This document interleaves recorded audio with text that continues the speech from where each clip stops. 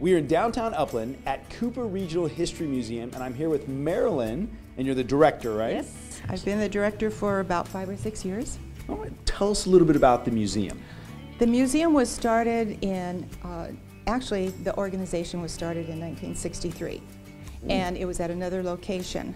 And there, 24 years ago, there was a terrible fire, so all the artifacts were stored in another location, and in the last about 8 years, we pulled them out of storage.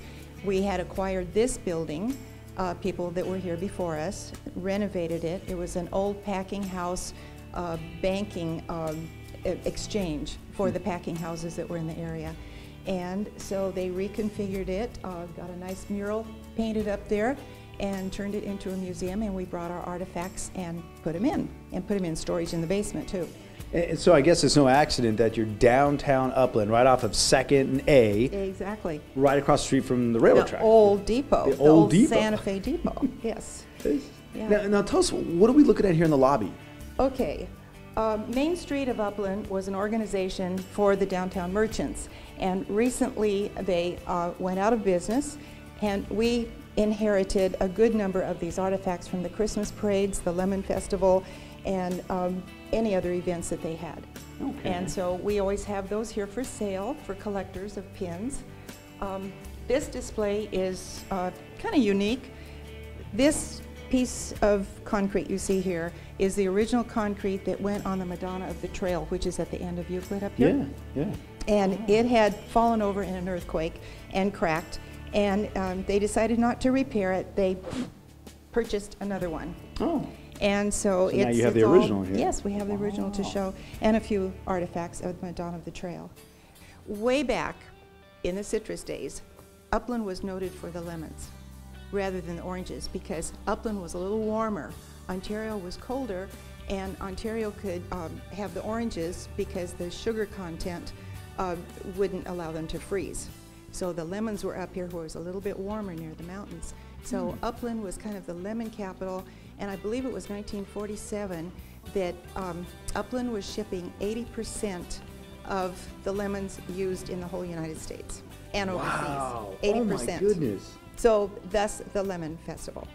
Now, are there any lemon groves still here in Upland? One. Oh no. Just one. Now, Ada Cooper was the person that this building was named for, because she had donated a lot of money to different organizations. We have diaries, her wonderful bathing suit. Oh, that's great. And there's a purple bathing suit for a redhead lady. We have bank money. We have a truly outstanding, lovely dress that anybody would want to wear. Mm-hmm. Mm-hmm.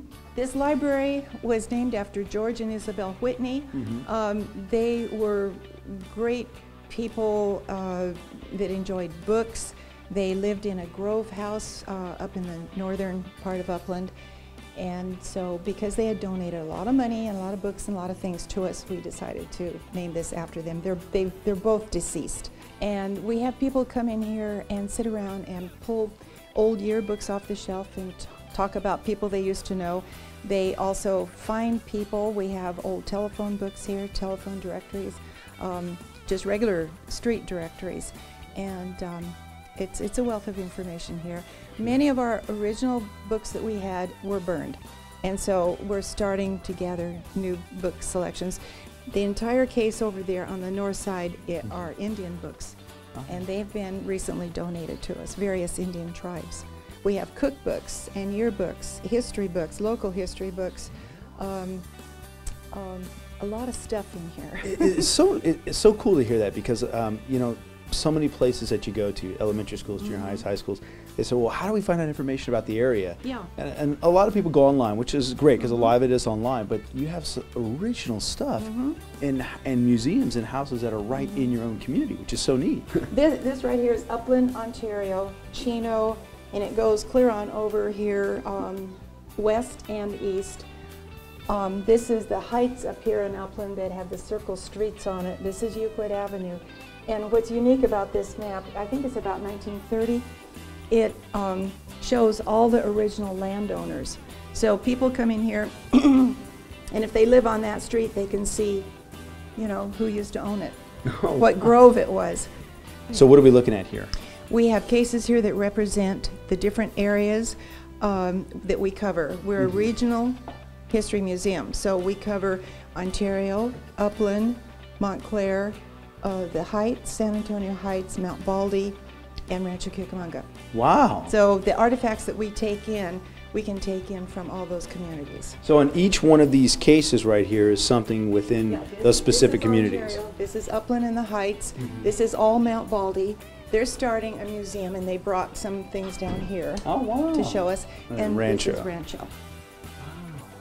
You know, it's amazing. While doing this show, I think one of the things that I'm hoping our viewers have learned too is how the citrus industry really was the underlying basis for growth in the Inland Empire. Yes, and it kept everyone alive during the Great Depression, which is really interesting.